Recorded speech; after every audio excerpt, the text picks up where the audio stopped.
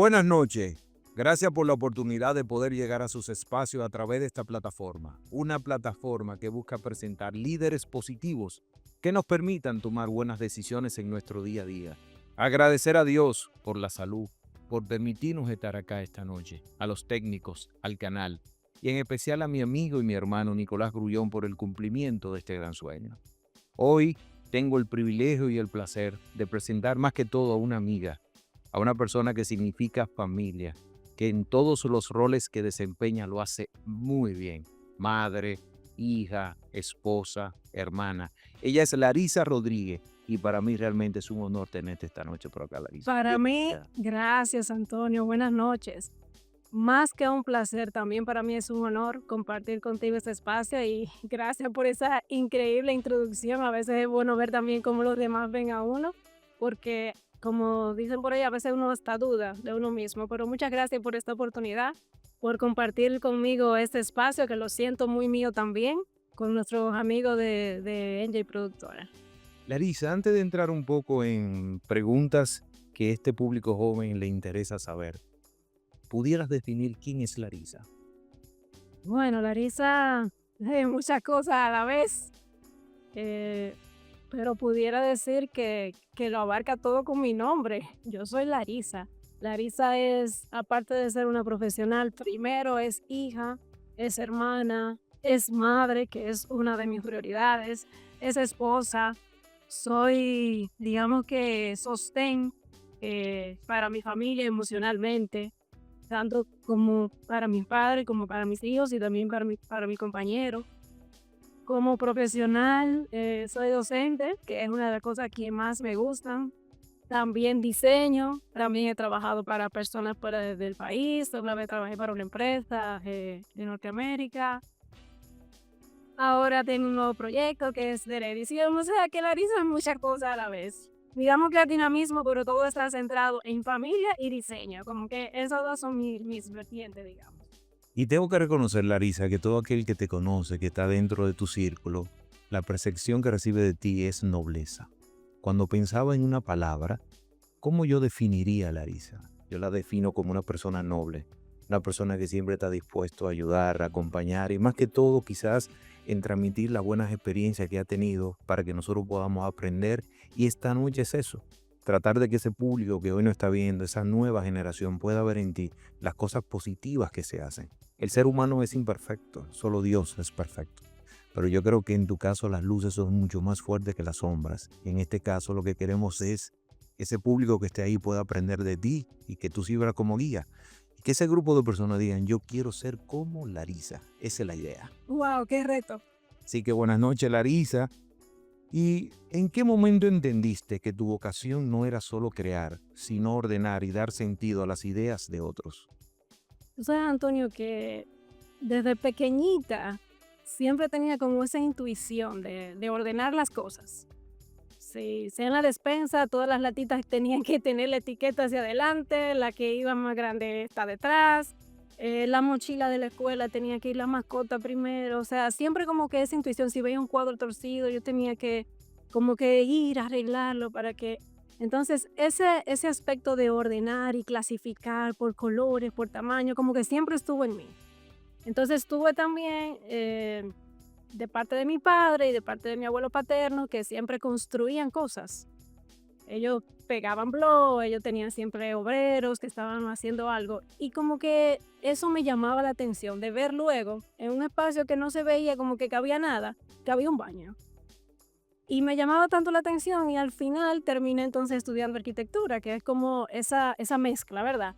De todo lo que es ciencia, pero que también es arte, pero que también es ordenar, porque al final diseñar es ordenar los elementos que tenemos a nuestra disposición. Muy, muy joven entré a la carrera de arquitectura. En el primer semestre apenas cumplía los 17 años. Yo considero que era muy joven porque quizás para muchas personas esa edad todavía uno está como tratando de decidir. Sin embargo, se me dio y se me dio bien, me fue muy bien en la carrera, me gusta mucho, para mí es un placer eh, construir, diseñar, ordenar y de ahí partió todo. Entonces, esa parte del diseño, digamos que fue como mutando a través del tiempo.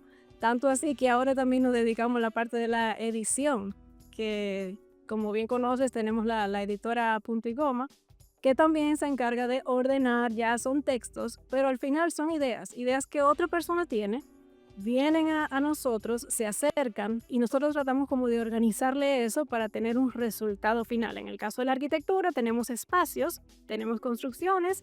En el caso de la edición de textos tenemos libros o tenemos folletos o tenemos revistas. Entonces tenemos como un producto final que es lo que cuando la gente te dice, wow. ¿Consideras, Larisa, que la perfección es alcanzable? Tenía un profesor que me decía, todo se puede perfeccionar, mas la perfección no existe. Y realmente es así. Todos los diseños se pueden mejorar siempre. Hay un punto en que tú tienes que tomar la decisión. Aquí se acabó, vamos a entregar, tenemos un 90%, un 95%, un 99%. Pero si tú vuelves y retomas el diseño, la semana siguiente te vas a dar cuenta que puedes mejorarlo. En cualquier tipo de diseño. Diseño arquitectónico, diseño gráfico, diseño editorial, diseño de moda, cualquier tipo de diseño, siempre las cosas se pueden mejorar, siempre. Cuando te escuchamos que practicas ese tema, como hacías el tema de las anécdotas, de cómo colocas la cajita, etcétera, etcétera, ¿consideras que esta generación debe tocar el tema de alcanzar la mejora continua o tratar de mejorar lo que está haciendo en todos los aspectos de la vida? ¿O consideras que puedes aplicar esa teoría en la profesión y no en lo personal, o en lo personal y no en la profesión? Lo que te quiero decir, tu convicción en tu caso, tú practicas tratando de lograr la perfección día a día en todos los aspectos de tu vida. Siempre queremos mejorar, Antonio, siempre. Sea que sea a través de las personas que están muy cerca de nosotros, que ellos mismos son como espejos y nos hacen ver en qué fallamos. Sea que sea en nuestra profesión. Y no tiene que ser el cliente que te pide, puede ser el obrero que esté pegando el obrero, que te diga, arquitecta, yo creo que es mejor por aquí. Entonces, siempre se puede mejorar y es bueno hacerlo desde la convicción de que lo que estamos haciendo lo estamos haciendo bien y lo estamos haciendo con amor y para el bien de los demás también. ¿Cómo se aprende a confiar en el valor del trabajo silencioso en una cultura que premia la exposición constante? Se aprende sabiendo que somos seres individuales. No podemos estar comparándonos con los demás todo el tiempo, porque quizás lo que para ti es, digamos, la palabra éxito, quizás para mí no lo es. Quizás tu camino es muy diferente al mío y viene eso desde los abuelos. No son los mismos abuelos, no son los mismos padres, no es la misma crianza, no es lo mismo deseo, no son las mismas cosas que yo quiero para mí como persona. Y a través del tiempo también vamos cambiando. Quizás lo que yo quería cuando yo tenía 17 años ha cambiado a través del tiempo, a través del recorrido que uno va haciendo como persona, cuando se casa, cuando se convierte en madre, que ve ya los padres diferentes, cuando en la profesión tú te encuentras con otras cosas que tú no las esperabas, cuando ves quizás algo que está fuera de tono. Entonces, todo puede ir como, digamos que cambiando y tú tienes que ser muy íntegro como persona, tú tienes que estar muy seguro de lo que tú quieres para tú saber entonces qué realmente te vas a dedicar a hacer. Yo creo que la sociedad en la actualidad y estos jóvenes que nos están mirando, a veces hay una frase que usamos mucho, parecer o ser. Y vivimos en el parecer. A través de las redes construimos imágenes, tratamos de mandar ciertos mensajes que no cumplimos, nuestras palabras no coinciden con nuestros hechos. Cuando la gente no conoce, al final no es la esencia que hemos querido transmitir. Y de verdad que siempre hemos visto en ti el tema de esa integridad. Indiscutiblemente hemos visto que no eres una persona muy expuesta a las redes. Has comenzado a dar algunos pininos ahora a nivel empresarial, los cuales nosotros, tus seguidores, hemos estado aprendiendo bastante de todo lo nuevo que tú estás haciendo. Pero yo creo que el tema de la exposición hay que manejarlo con mucho criterio, no llegar a lo que sería vender algo que no eres, perder la esencia. Y yo creo que el mensaje de hoy, lo que tú has estado comentando, es que ese público que hoy comienza a trillar, a comenzar a construir esa imagen, tiene que ser en base a la verdad. no en una suposición o en lo que no es. Así es. ¿Qué has tenido que proteger a nivel personal para no perderte en un camino profesional tan exigente? Una mujer bonita, profesional, educada, con buenos principios, valores, con una serie de cualidades y virtudes que cualquier persona en un momento se valora. ¿Qué has tenido que sacrificar? Porque para construir lo que hoy muestras, todo lo que son estos valores, a veces tenemos que hacer sacrificios. ¿Cuáles son esos sacrificios? Yo diría que las pausas, el silencio. Yo diría que eso mismo que va con mi personalidad de no ser tan expuesta es lo que yo sacrifico, porque ahora mismo quien no se expone prácticamente no existe, no vende, pero esa no es mi personalidad. Entonces, yo sacrifico eso porque yo necesito esa pausa, yo necesito regularme emocionalmente. Porque el que yo no lo exponga no significa que yo no esté haciendo cosas. A veces yo también tengo mucho ruido mental, tengo muchos cartones a los que tengo que ponerle las piececitas. Entonces necesito esa paz. De hecho, cuando decidimos colocarle el nombre a la editora, se llama editora punto y coma. Si te das cuenta, un punto y coma, que es una herramienta ortográfica para hacer una pausa un poquito más larga, pero no es un punto final. Entonces, esas pausas van como que mucho con mi personalidad. Yo las necesito. Entonces, necesito como resguardarme muchas veces de todo el ruido que está afuera para poder seguir, continuar con mis labores que sí son mi prioridad. ¿Consideras que la mujer en la actualidad tiene mucho más facilidad que el hombre en lograr sus objetivos o metas por la sociedad en el momento que estamos? ¿O consideras que todavía le falta mucho en el reconocimiento para que ésta pueda tener cierta igualdad en muchas de las situaciones que a veces se plantean a nivel social? Las mujeres tenemos las mismas oportunidades. Ahora, la mujer tiene roles que el hombre no puede cumplir. Y a veces nosotros queremos cumplir todos los roles a cabalidad y con el mismo porcentaje de tiempo y energía. Y yo te voy a decir algo, Antonio, eso es casi imposible. Entonces, nosotros tenemos que saber qué realmente queremos. Y como dice la Biblia, hay tiempo para todo. Hay tiempo para reír y tiempo para llorar. Tiempo para dar saltos y tiempo para uno resguardarse. Quizás, y es lo que hablábamos anteriormente cuando hablamos de ese recorrido. Quizás mi recorrido como mujer ha sido primero el estudio, luego desarrollarme profesionalmente, luego mi maternidad, aunque no me desvinculo porque nunca dejo de ser arquitecta, ¿verdad? No me desvinculo totalmente de mi profesión, pero sí hay que elegir los tiempos. ¿Qué es prioridad en este momento? Y así nosotros poder desarrollarnos en eso en este momento, porque todo junto es un caos realmente. Es casi imposible lograrlo todo al mismo tiempo. Antes de preguntarse qué quiero ser, ¿qué debería cuestionarse hoy un joven que estudia, escribe o crea con dudas profundas? ¿Qué quiero ser? ¿Qué quiero ser? Podemos desarrollarlo en dos formas. ¿Qué quiero ser? De forma profesional, en el mundo, como ente social. ¿Qué quiero aportar? ¿Verdad? Entonces tendría yo que preguntarme, ¿qué yo puedo dejar? Porque como estamos hablando, no podemos hacer todo al mismo tiempo. ¿Qué yo puedo dejar de ser para hacer lo que sí quiero hacer? Pero también tengo otra vertiente del que quiero ser que nadie te la puede quitar y es a donde nosotros deberíamos ir vinculando a los jóvenes de hoy. ¿Qué quiero ser? De responsabilidad, de disciplina, de integridad, de honestidad, de respeto y responsabilidad hacia mi trabajo, que eso nadie te lo puede quitar, porque puede ser que hoy te toque ser el sustento económico de tu familia y desarrollarte profesionalmente, pero puede ser mañana que te toque ser el cuidador de tu madre que necesita ese espacio. Entonces, puedes cumplir con diferentes roles en diferentes etapas de tu vida, sin embargo, lo que tú eres, eso nadie te lo puede quitar. Y yo sí que estoy segura de que no importa qué rol tú estés desempeñando en ese momento, si esas virtudes tratas de desarrollarla, tu trabajo va a quedar bien hecho.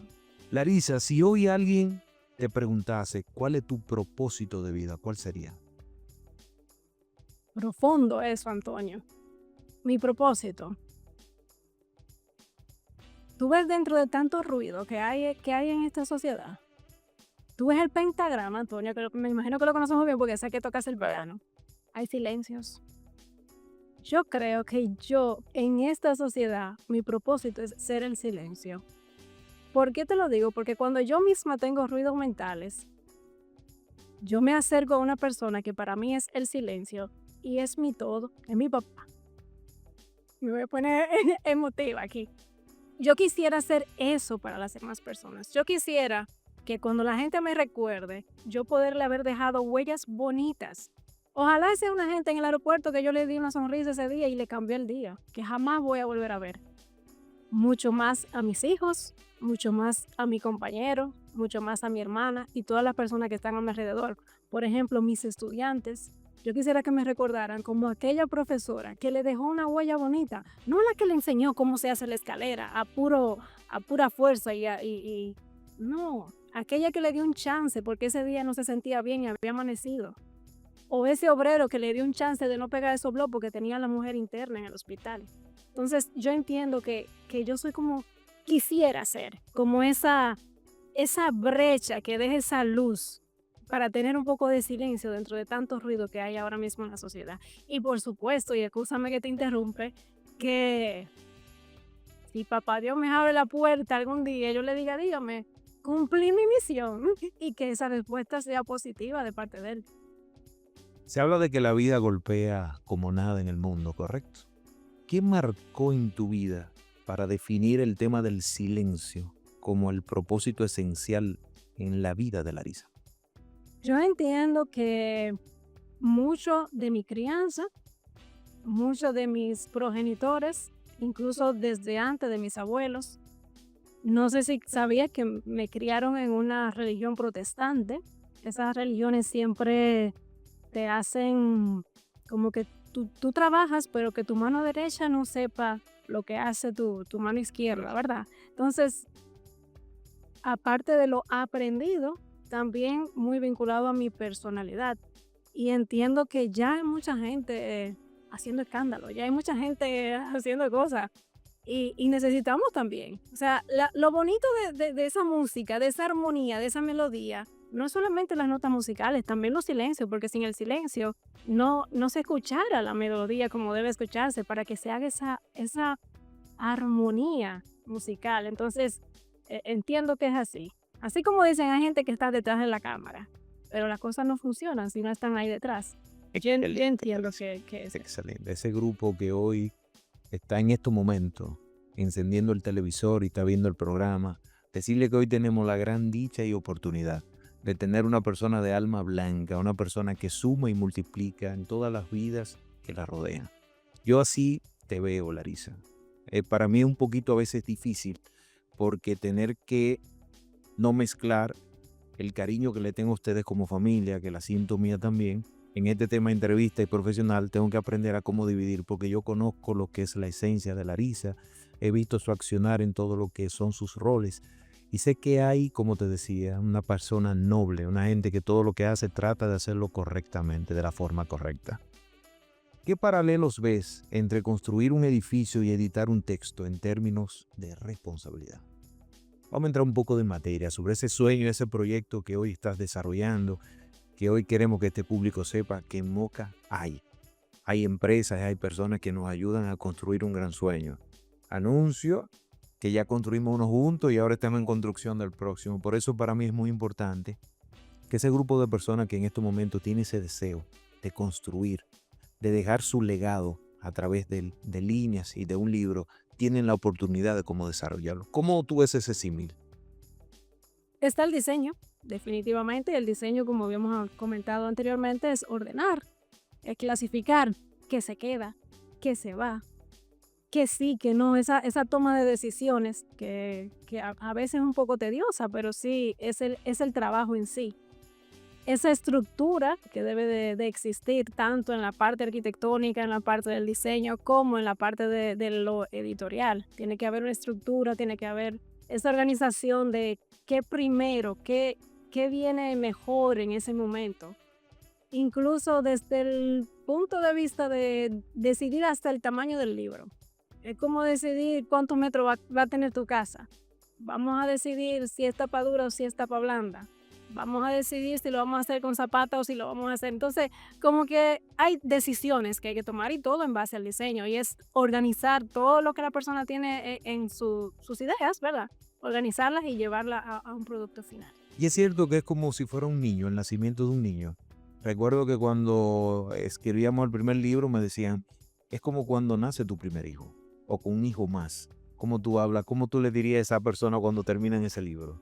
Sí, la verdad que es muy emocionante cuando ya se ve el producto final y que, o sea, tú puedes ojearlo y los libros yo digo que tienen la particularidad cuando son libros físicos de que tú puedes, tienes los sentidos ahí. Creo que el único sentido que no podemos tener es el del gusto, pero puedes olerlo, puedes verlo, puedes sentirlo. Entonces, y no se diga de la parte intelectual que mueve todo nuestro ser.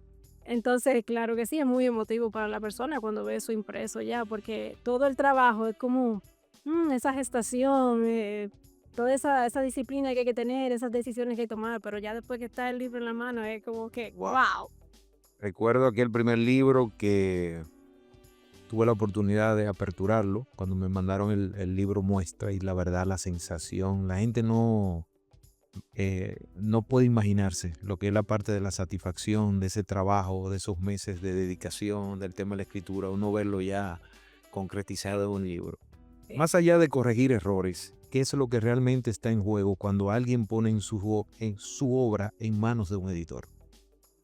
En juego, las personas lo dan todo, Antonio. Yo no sé si tú te has dado cuenta, pero cuando las personas escriben, sobre todo si son poemas, está en su momento más vulnerable. Esa persona está escribiendo desde su intimidad. Cuando lo entregan, te están entregando, es el alma abierta que te la están entregando. Entonces, para ellos te están entregando su tiempo, su vulnerabilidad, su energía y la parte más íntima de ellos. Para mí, entonces, está en juego la ética y la responsabilidad. Tuvimos una vez un señor que quiso poner en un libro todas las cartas, poemas y canciones que le había hecho a su eterna amada, digamos, para ponerle un nombre. Y él dijo, yo quiero esto en un solo ejemplar, porque yo no quiero que nadie más vea ese libro. Porque él sentía, o sea, era su intimidad ahí. Y yo tengo la responsabilidad de resguardar esa intimidad. Entonces se pone mucho en juego y hay que tener mucha ética profesional. ¿Cómo se acompaña la voz del otro sin invadirla ni diluirla? Exactamente así, acompañando. Solo es un guía, yo no tengo que imponer, yo no tengo que transformar, yo no tengo que decir sí o no, sino que es un guía. Vamos a acompañarte, estaremos a tu lado, vamos a aconsejarte, ¿verdad? ¿Qué podemos dejar? Pero al final ese libro es suyo, esa es su voz. Entonces, esa es nuestra forma de poder darle seguimiento, digamos, a nuestros libros. ¿Cómo manejas el momento en que no puede pasar a todo, donde la vida viene ese proceso?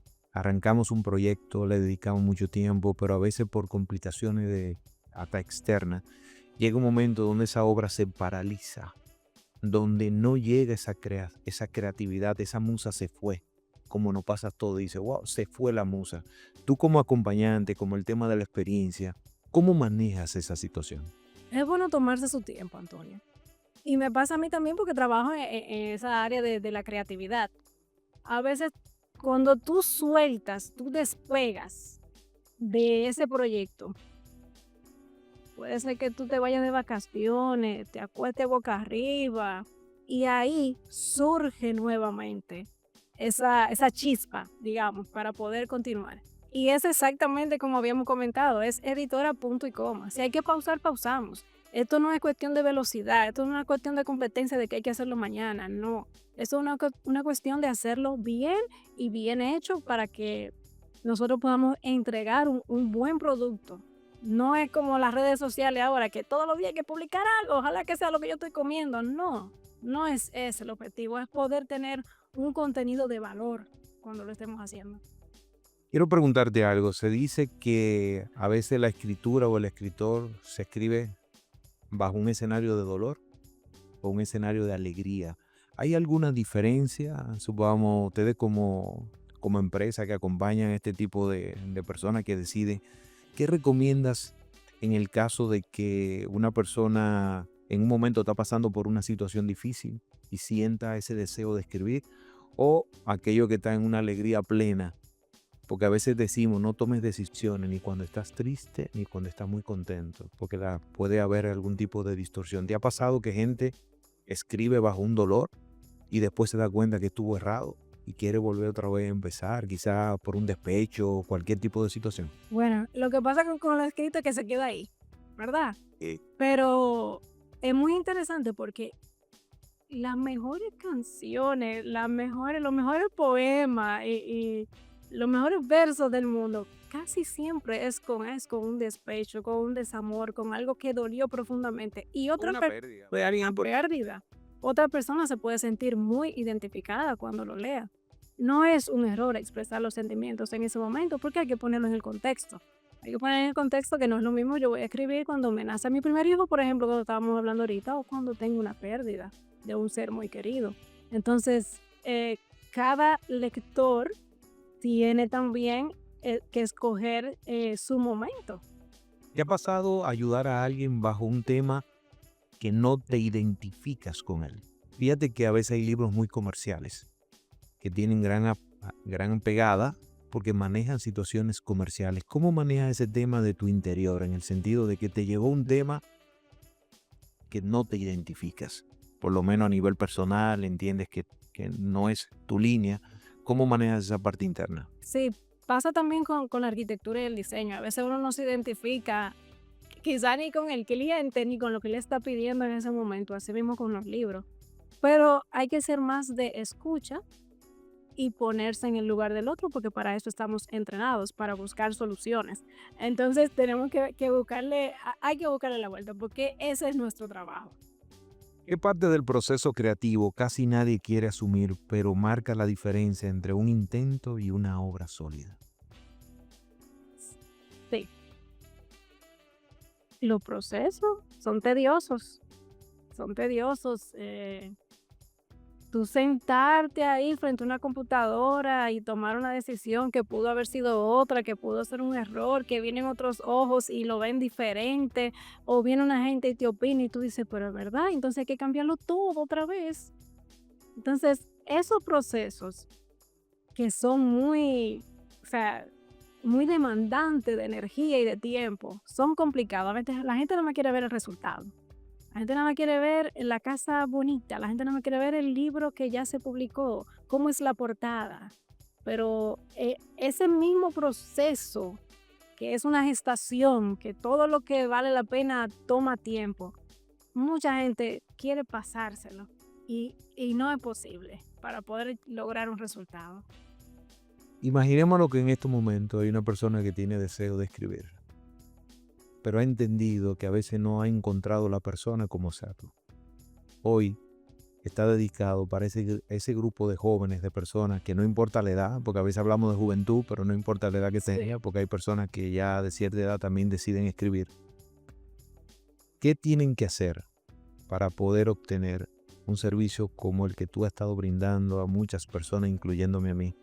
Y que ellos tienen ese deseo, pero a veces no han tenido la decisión de tocar esa puerta. ¿Qué tú le dirías a ellos en esa Bueno, cámara que está ahí? yo le diría bienvenidos. Estamos aquí dispuestos a escuchar, estamos dispuestos a ver y releer eso que ya ellos han escrito. No hay que ser profesional, que es lo que mucha gente confunde. No hay que ser un experto, porque para eso también estamos nosotros como editores. Y hay que correrse el chance. Hay que exponerse, hay que atreverse, esa es la palabra correcta, hay que atreverse, porque si no se queda escondido, ¿y cuántas obras quizás están por ahí que pueden ser no solamente para el que está escribiendo, que puede ser algo valioso, sino también para otros que lo van a recibir y que lo van a leer? ¿Pudieras mencionar el tema de las redes o cómo poder contactarte? Estamos en editora.com, como mencionaste, haciendo pinino, porque es algo como que se desliga un poco de nuestra personalidad, pero ahí vamos para que sepa la gente que sí que existimos y que estamos ahí trabajando. Y también mi red personal, Larisa Rodríguez G, de Grullón, ahí estoy. Pueden contactarte por ahí mismo, tú le devolverías en el caso de ellos tener la intención de comenzar a utilizar ciertos servicios. Por supuesto que sí. Larisa, esta sección fue creada para que ese grupo de jóvenes pueda identificarse con cierto liderazgo positivo que tú representas a la perfección. Pero ¿quién inspira al líder? En tu caso, ¿cuáles serían esas personas que para ti significan mucho y que han sido motivadores, parte esencial en lograr construir, como tú dices, ese propósito y ese ser de Larisa Rodríguez? Tú sabes que, Antonio, como habíamos mencionado anteriormente, uno tiene como etapas en la vida, ¿verdad? Ahora mismo, en la etapa en que yo me encuentro,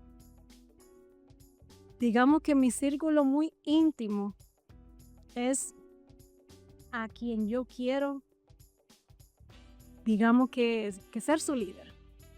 En este caso, para mí, una fuente de inspiración profunda es mi esposo, porque fuimos criados de manera totalmente diferente y él me ha hecho ver que hay cosas que yo no le prestaba atención, que yo las tengo ahí, que tengo que valorar. Hay recorridos que yo no he tenido que atravesar y quizás no lo he valorado de la mejor manera. Entonces, quiero ser un poquito más agradecida. Pero también tengo ahí a mis hijos, que yo quisiera que ellos dijeran algo bonito de su mamá. Yo quiero ser su ejemplo. Yo quiero que ellos entiendan que yo pasé por esta vida para dejarle algo bonito a ellos y que quisieran parecerse a mí. Yo diría que así. Mira, Larisa, aprovecho esta pregunta porque siempre me cuestionaba quién era la persona más influyente en mi vida.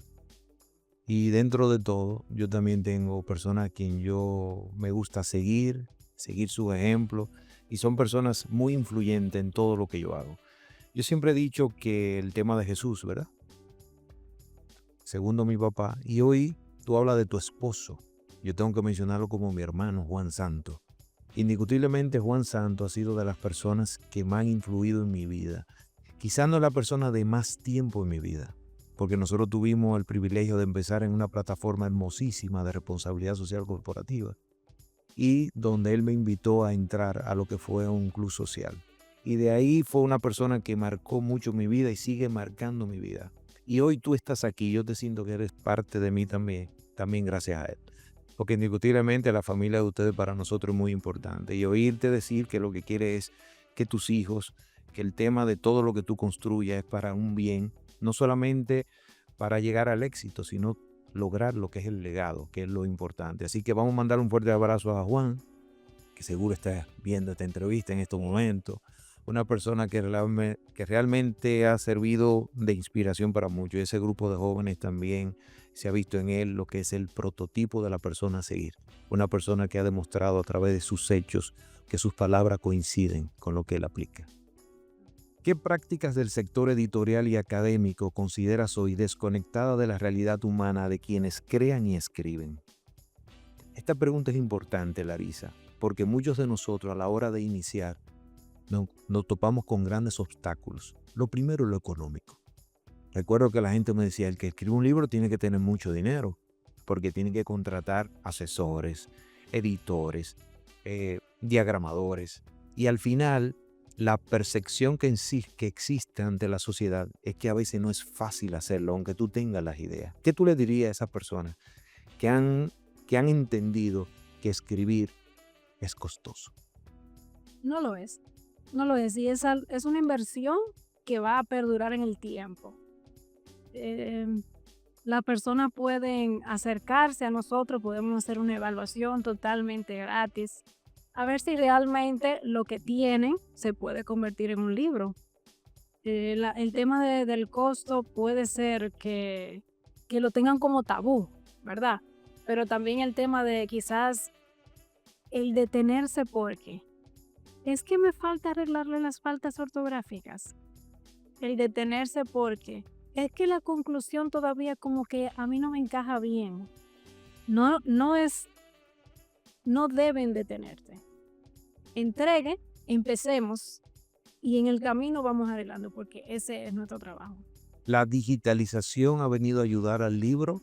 ¿O tú entiendes que muchos critican que no es lo mismo leer un libro físico que digital? ¿Qué opinas sobre eso? Opino lo mismo. No es lo mismo y científicamente los psicólogos y los psiquiatras dicen, no es lo mismo leer un libro físico que un libro digital. Yo apuesto siempre por el libro físico, como te digo, en el libro físico tú puedes tocarlo, puedes olerlo, puedes marcarlo, puedes subrayarlo, puedes doblarlo, si le está contando una historia a un niño. Sin embargo, en el libro digital, aunque sí, tú puedes subrayarlo, sí tú puedes, pero no es lo mismo. El tema, y es un tema también psicológico, que sí existe y está comprobado, no es lo mismo. Yo apuesto siempre por el libro físico. Ahora bien, si no hay mucho presupuesto, podemos perfectamente hacer un libro digital, perfectamente. Larisa, si yo no subrayo los libros, siento que no los leí. Exacto. ¿Dónde crees que el rigor se ha confundido con la dureza innecesaria o con distancia emocional? El rigor sea. ¿Dónde crees que el rigor se ha confundido con dureza innecesaria o con distancia emocional? Bueno, con todo lo que involucra la profesión, digamos, de arquitectura, de diseño, de docencia. La arquitectura está dentro de la Facultad de Ciencias y Humanidades. Podemos exigir, pero sabemos que estamos trabajando con seres humanos y para seres humanos todo el tiempo. Es posible que yo pueda exigirte algo, pero también es posible que yo te pueda dar el chance. Por ejemplo, llego un lunes a las 9 de la mañana, preparado todo un contenido, porque yo ese tema al que voy a dar ese día es las escaleras. Un tema que para el que lo está aprendiendo a diseñarlo, aprendiendo a dibujarlo, un poco complejo porque tú necesitas las medidas en planta, las medidas en elevación, el peralte, la cantidad de escalones, son muchas medidas al mismo tiempo. Y los muchachos te dicen, profe, que nosotros estamos, que amanecimos anoche, que teníamos una entrega de diseño. Mi deber es enseñar la escalera, pero ellos no la van a aprender porque su mente no está en eso.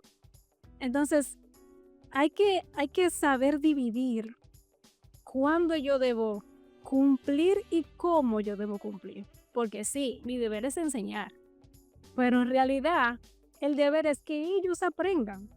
Y si no están dispuestos porque su cerebro no está en eso, mejor damos un contenido quizás más sutil, un contenido más fácil.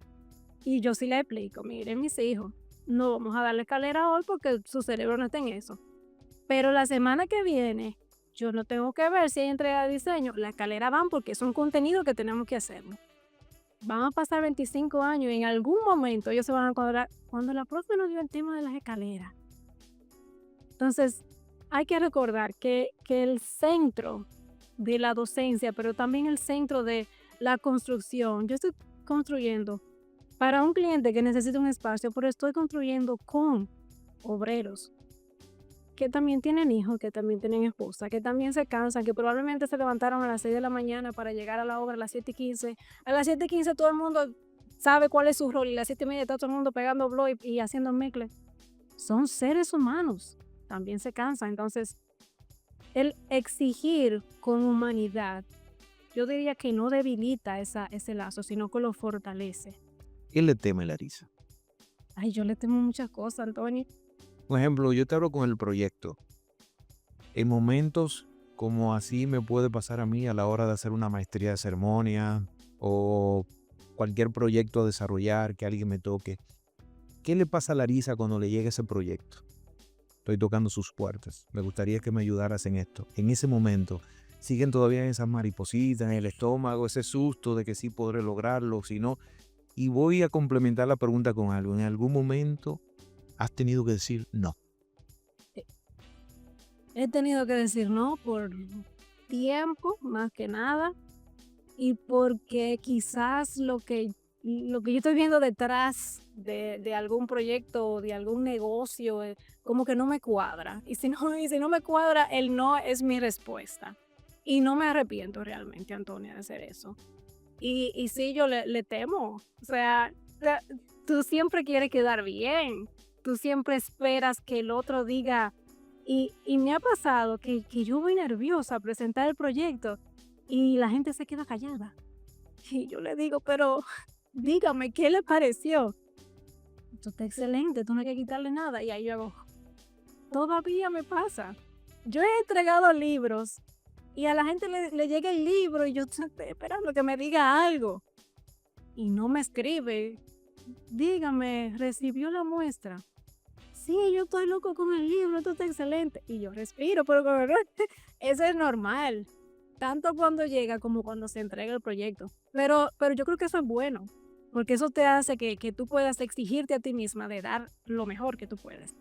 ¿Tú consideras que se cultiva el arte? Por ejemplo, personas que hemos visto como hay generaciones, hay jóvenes que vienen con un don que a veces no tienen explicación. Tú dices, wow, está tocando desde los 6 años.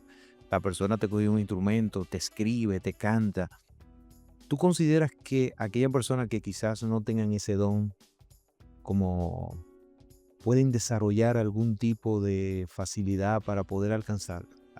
¿Te ha tocado trabajar con personas que dicen que yo nunca he escrito, tú vas a escribir ahora? ¿No? Sí, definitivamente se puede desarrollar. Claro que sí, como mencionas, hay personas que traen sus talentos y que lo van desarrollando a través del tiempo. Tú te das cuenta cuando tú tienes, yo doy clases y las aulas son de 16 alumnos. Tú te das cuenta que hay alumnos que tú le explicaste una idea y lo cogió de una vez. Hay otros que tú tienes que cogerlo uno a uno.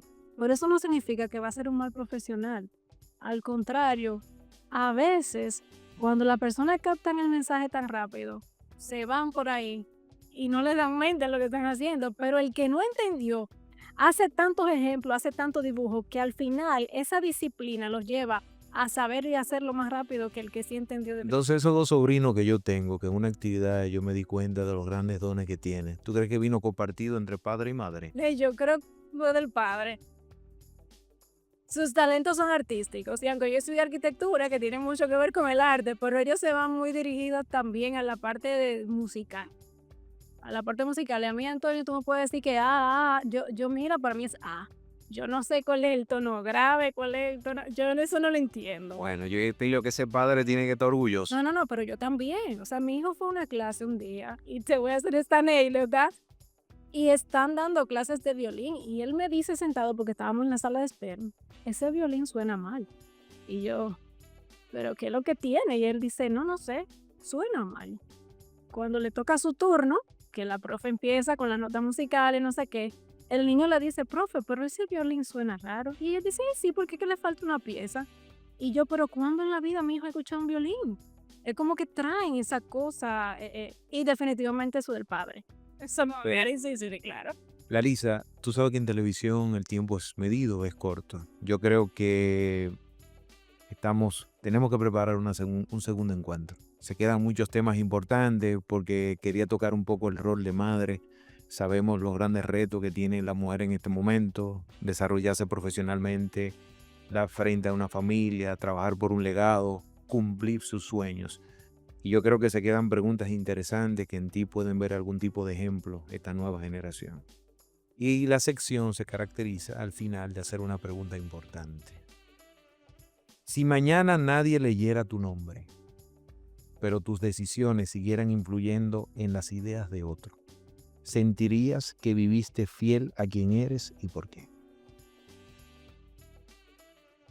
Si siguen y si son buenas, entonces sí, creo que cumplí con mi misión, porque vinimos a este mundo a dejar huellas, como te mencioné anteriormente, pero huellas bonitas. Hay que tocar corazones, hay que ser luz. Y entiendo que si en algún momento algún estudiante en el aula, alguno de mis hijos, mi compañero, mis padres, gente que está muy cerca de mí o gente que quizás lo vi una sola vez en la vida, sintieron que yo, aunque sea con una sonrisa, Antonio, aunque sea con una mirada, sintieron que yo cumplí un rol en ese momento, entonces sí, valió la pena. Yo quisiera que en este final pudieras dedicarle algunas palabras a aquellos jóvenes que tienen el deseo de crear, de escribir, de poder dejar plasmado una idea, un pensamiento o algo vivido, porque la gente a veces no entiende que podemos dejar plasmado cosas importantes que nosotros queremos dejar que no se olviden. ¿Qué tú le dirías en este momento a ese grupo de personas en este final de la entrevista? Yo le diría, vamos a coger el lápiz y vamos a escribirlo. Atrévanse, como decía Picasso, las musas deberían encontrarte trabajando. Ese es mi mensaje final. Y yo me despido de ustedes como siempre lo hago, que la República Dominicana, la provincia de Espaillat y Moca no se enferme ni del corazón ni del alma. Buenas noches a todos. Larissa, gracias a ti. Gracias, Antonio. Excelente.